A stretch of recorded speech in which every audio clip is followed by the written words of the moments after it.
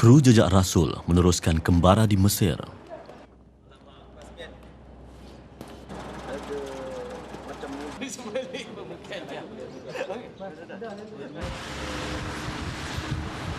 Sembilan setengah pagi, agak dingin berbanding hari sebelumnya.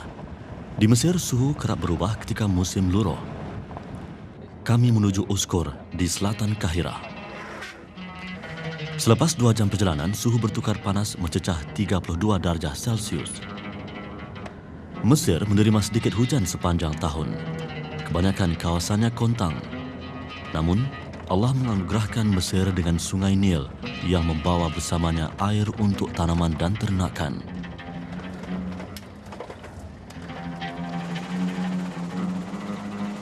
Sungai Nil panjangnya 6.700 km. Ia adalah sungai terpanjang di dunia, melintasi Tanzania, Rwanda, Burundi, Kenya, Uganda, Habsyah, Sudan dan Mesir. Sungai Nil, sumber utama air Mesir, mengairi kawasan seluas 23.000 km persegi. Tamadun Mesir purba berkembang di kawasan subur sekitar Sungai Nil ini. Suatu ketika dahulu, pemerintah kawasan subur ini pernah mendakwa Sungai Nil adalah ciptaannya. Fir'aun mengaku dialah pencipta Sungai Nil. Fir'aun mengaku dirinya Tuhan. Apabila Rasul yang diutuskan kepada Fir'aun berkata, Allah adalah pencipta alam, maka jawablah Fir'aun seperti tersebut dalam Al-Quran surah Asy-Syu'ara ayat 27 yang bermaksud, Fir'aun berkata kepada orang-orangnya, sebenarnya Rasul yang diutuskan kepada kamu ini sungguh gila.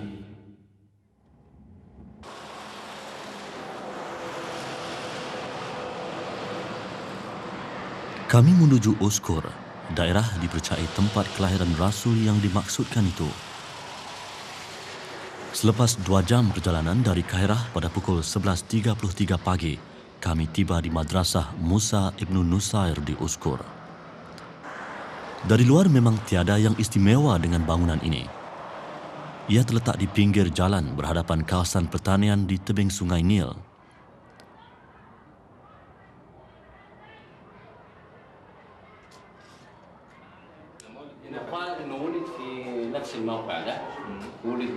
Kami bertemu Jamal Rashid Muhammad Musa, mudir atau pengetua madrasah.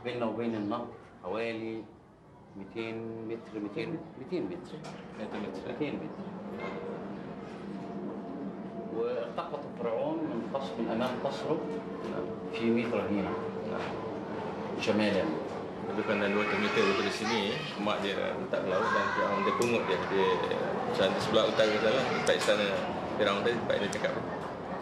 Dia kata dia dilahirkan di sini dan mak dia masukkan dalam bekas. Lahirkan di sini itu di mana di sini? Dan tempat dia lagi di bawah tempat. Baik. Jangan ambil budak, tolong. Menurut Jamal Rashid dan penduduk tempatan, di kawasan inilah tempat Nabi Musa alaihissalam dilahirkan. Perigi ini dikatakan pernah digunakan ibu Nabi Musa, Yukabat, selepas melahirkan anaknya. Tanah berdebu ini suatu ketika dahulu di bawah pemerintahan Fir'aun. Fir'aun bermimpi lontaran api yang terbit dari arah Baitul Maqdis meluncur ke Mesir lalu membakar diri dan kerajaannya. Tukang tilik Fir'aun mentafsirkan mimpinya dan meramalkan kelahiran seorang bayi lelaki dari kaum Bani Israel yang bakal membinasakan kerajaannya. Fir'aun segera memerintahkan semua bayi lelaki Bani Israel yang baru dilahirkan dibunuh. Selang beberapa tahun, di sebuah perkampungan di pinggir Sungai Nil, seorang perempuan daripada Bani Israel bernama Yukabat, isteri Imran bin Qahat bin Lawi bin Yaqub, melahirkan anak lelaki yang diberi nama Musa. Di kawasan inilah penduduk Uskur percaya bayi itu dilahirkan. Ibu Nabi Musa, Yukabat, dihimpit keresahan kerana khawatir bayinya dibunuh jika berita kelahiran itu sampai ke pengetahuan Fir'aun.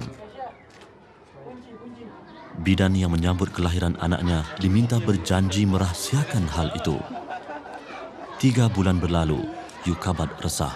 Dia hanya mampu menyusui, menjaga dan memandikan bayinya di perigi yang sekarang ini dinamakan Telaga Musa.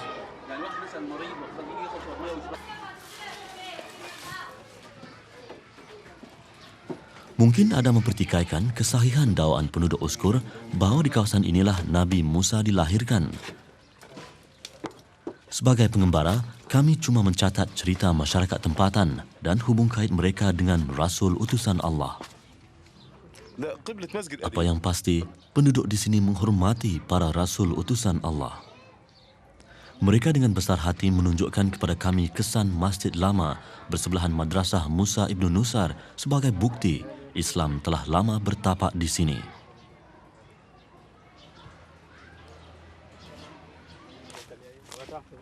Kami terus menjejaki kisah Nabi Musa dan ibunya. Kami menuju ke pinggir Sungai Nil, kawasan dipercayai tempat Yukabat menghanyutkan anaknya yang bakal menjadi rasul itu.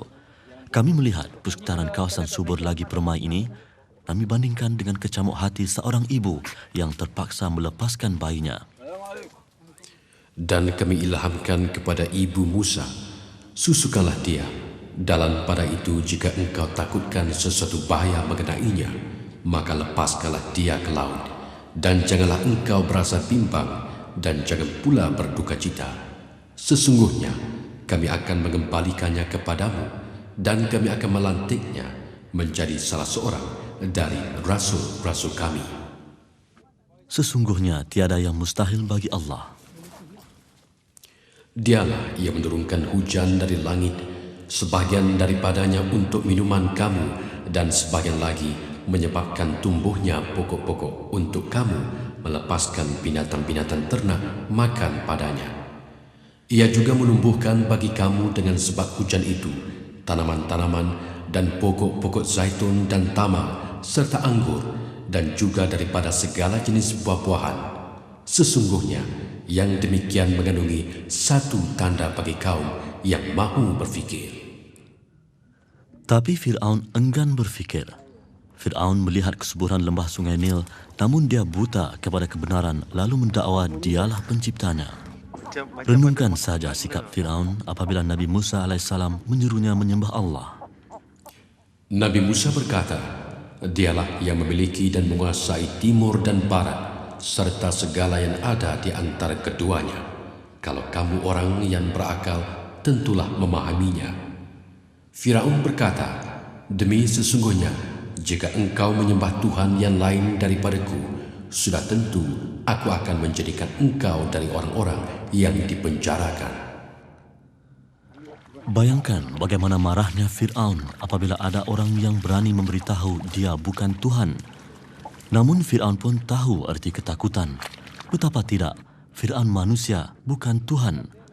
Maka tidak heranlah apabila pakar nujum meramalkan seorang lelaki dari Bani Israel akan menjatuhkan kerajaannya.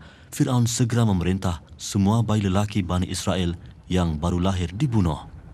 Sedar tidak sedar, kami berada 300 meter dari Madrasah Musa Ibn Nusair. Di tepi Sungai Nil inilah Nabi Musa alaihissalam dihanyutkan oleh ibunya yang berasa bimbang diketahui Fir'aun akan kelahirannya.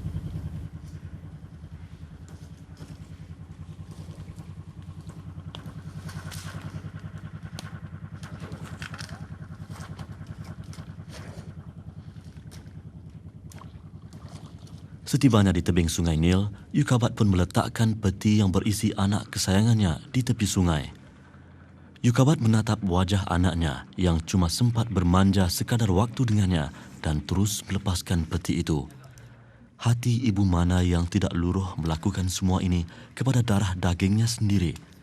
Apakah hikmat di sebalik ilham Allah kepada ibu Nabi Musa supaya melepaskan anaknya itu? Ibu Musa tidak tahu apa akan terjadi pada anaknya. Sungai Nil panjang dan seorang bayi terapung-apung di atasnya. Apa saja boleh berlaku. Namun Allah Maha Berkuasa. Sesungguhnya keadaan kekuasaannya apabila ia menghendaki adanya sesuatu, hanyalah ia berfirman kepada benda itu, jadilah engkau, maka ia terus menjadi. Kami menghayati persekitaran Sungai Nil. Kami berasa senang dengan keindahannya. Teratai terapung dan hanyut. Kawasan ini permai. Tanahnya hitam dan subur. Sungai Nil membisik sepi. Alirannya longlai. Teratai terapung dan sesekali perahu nelayan menghampiri. Angin sepoi berhembus menyamankan terik mentari.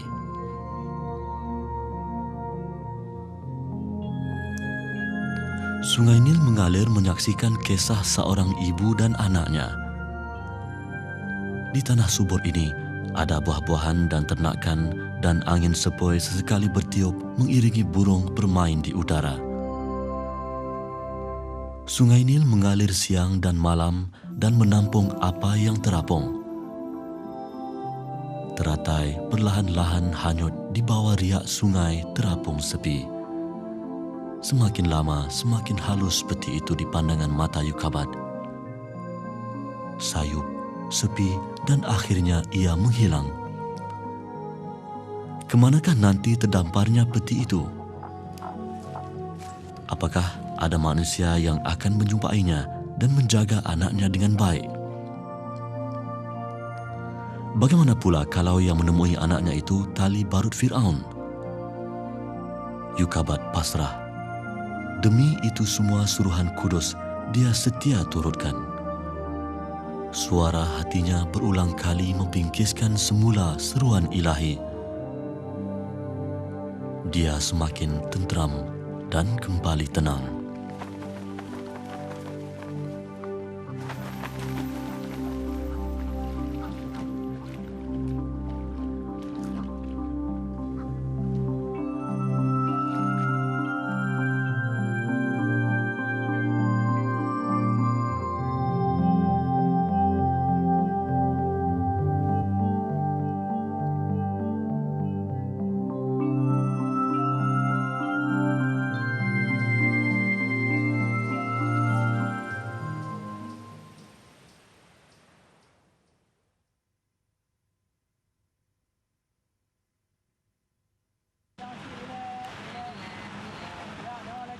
Sungai Nil yang mengalir ke Laut Mediterranean. Jualah yang menciptakan langit dan bumi dan menurunkan hujan dari langit, lalu mengeluarkan dengan air hujan itu buah-buahan untuk menjadi makanan bagi kamu.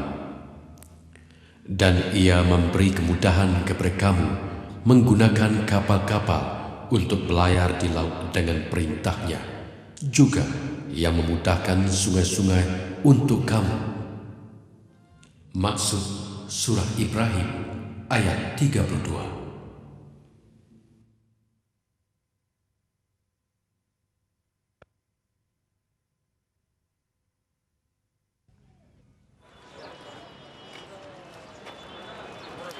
Pada keesokan harinya, kami ke Museum Tahrir di tengah kota raya Kahirah. Museum ini menempatkan khazanah pemerintahan dinasti Fir'aun.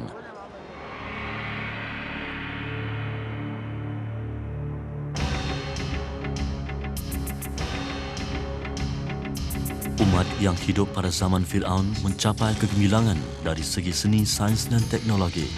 Semua ini menyebabkan Fir'aun lupa daratan. Fir'aun ketika zaman Nabi Musa memandang hina utusan Allah itu.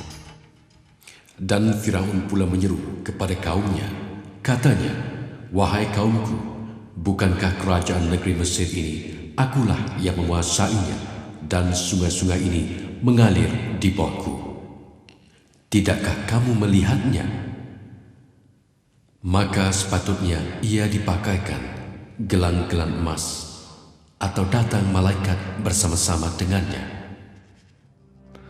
Menurut adat zaman Fir'aun, apabila seseorang dilantik menjadi ketua, mereka dipakaikan gelang-gelang emas di tangan dan kalung di leher. Nabi Musa tidak memakai gelang emas dan kalung, maka Fir'aun menganggap Nabi Musa tidak setaraf dengannya. Fir'aun menganggap dirinya jelmaan Horus, Tuhan yang dikatakan berkepalakan helang atau falcon. Bagaimanapun sejak dinasti kelima Fir'aun, iaitu pada tahun 2494 hingga 2345 sebelum Masehi, Firaun menganggap dirinya anak kepada Tuhan Matahari, Re. Apabila Firaun mati, rakyat Mesir purba percaya Firaun menjadi Tuhan bernama Osiris dan menyertai tuhan-tuhan lain menurut kepercayaan mereka dalam kehidupan selepas mati. Rakyat Mesir purba mempercayai Firaun mempunyai kuasa luar biasa. Firaun menggunakan tukang sihir dan tukang tenung untuk memperkuatkan tanggapan palsu itu. Pertarungan antara tukang-tukang sihir Firaun dan Nabi Musa alaihissalam seperti diceritakan dalam Al-Quran menjadi bukti. Adalah dipercayai kuasa kerohanian yang sangat berpengaruh ini dijadikan suatu senjata istimewa dalam mempengaruhi rakyat membina bangunan-bangunan raksasa. Mereka percaya pengorbanan mereka kepada Firaun akan dibalas dengan keistimewaan selepas mati.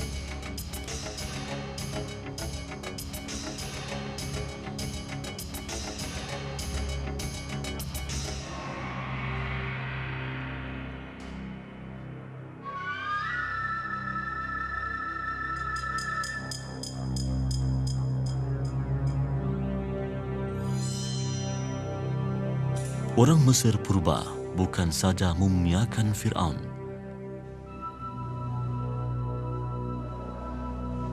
Binatang juga diawit untuk mengiringi mayat Firaun.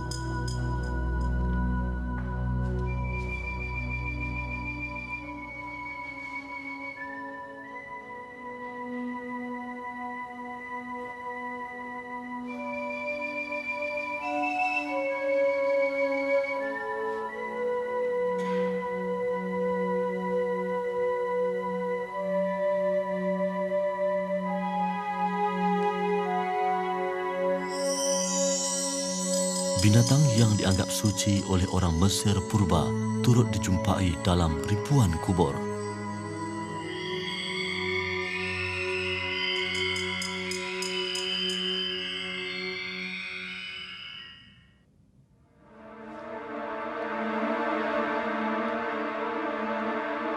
Mumia Ramses II dan beberapa mumia lain ditempatkan di sebuah bilik khas di tingkat atas Muzium Tahrir yang dijaga rapi.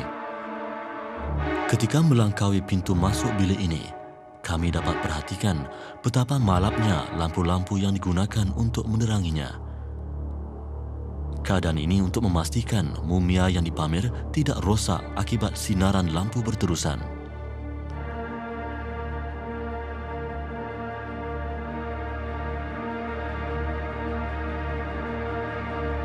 Mumia ini sentiasa diperiksa supaya ia tahan lama.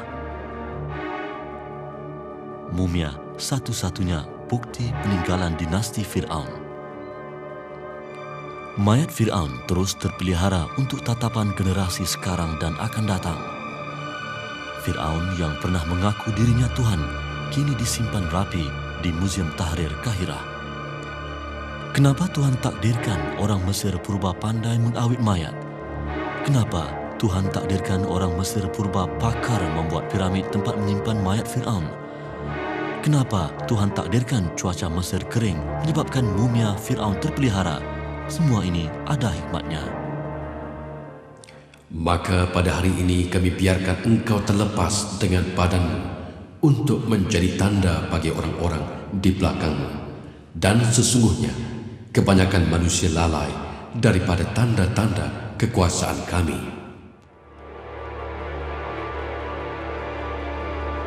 Walaupun kerajaan Firaun telah berlalu ribuan tahun, namun tinggalannya tetap menjadi tontonan dan iktibar.